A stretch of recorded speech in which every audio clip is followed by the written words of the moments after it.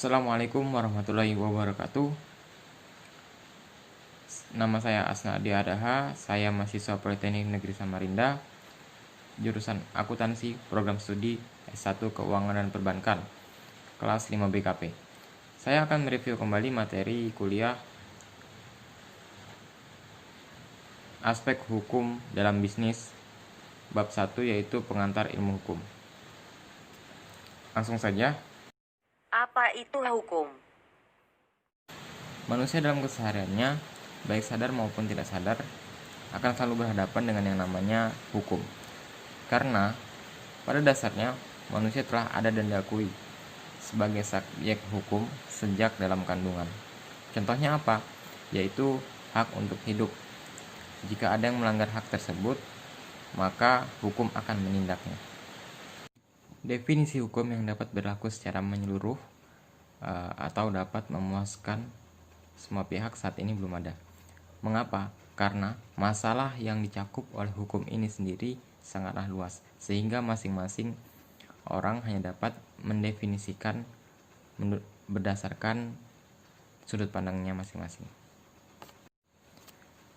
Namun seorang ahli yang berasal dari Jerman bernama Immanuel Kant menyatakan,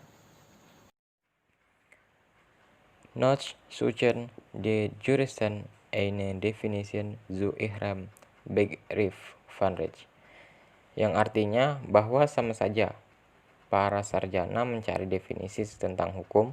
Dari definisi tersebut dapat dikatakan bahwa mencari definisi hukum yang berlaku adalah sulit.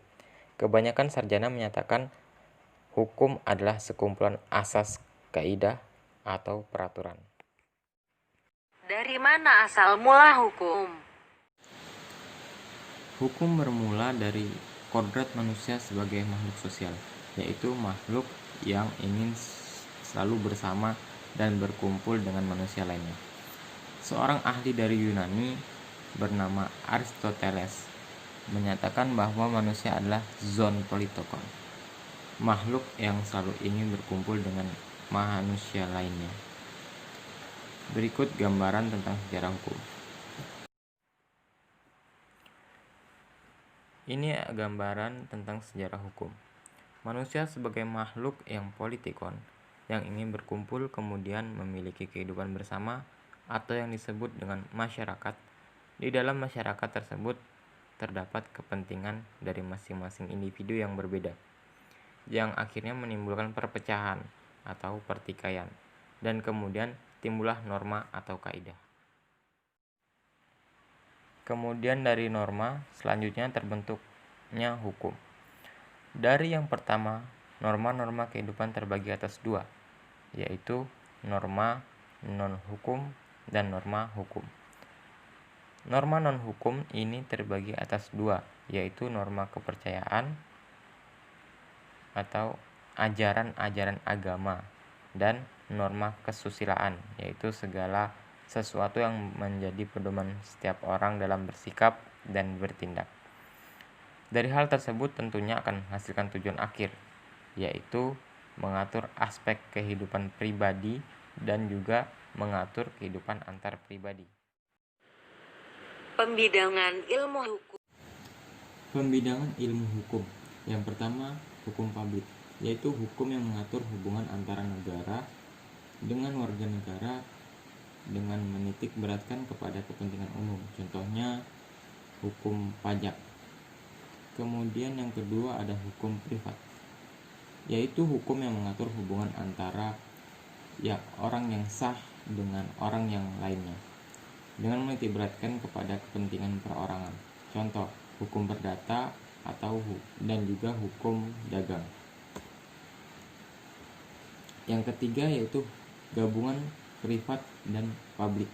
Contohnya hukum ketenagakerjaan. Sumber hukum.